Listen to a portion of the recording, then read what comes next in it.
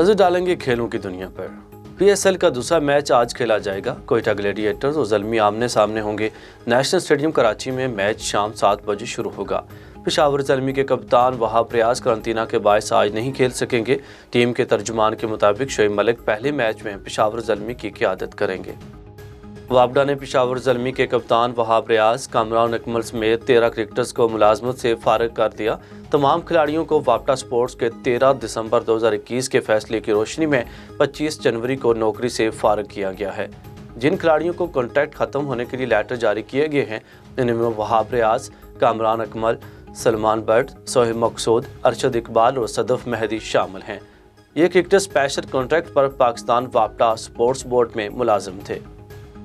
Bangladeshi cricket board ने अब्दुल रज़ाक को बतौर कोच जॉब की पेशकश कर दी है। पाकिस्तान स्टार ऑलराउंडर अब्दुल रज़ाक से बांग्लादेशी क्रिकेट बोर्ड का राब्ता हुआ है, जबकि उन्होंने अब्दुल रज़ाक को बतौर कोच जॉब की पेशकश की है, जिसके बाद उन्होंने जवाब देने के लिए वक्त मांग लिया है।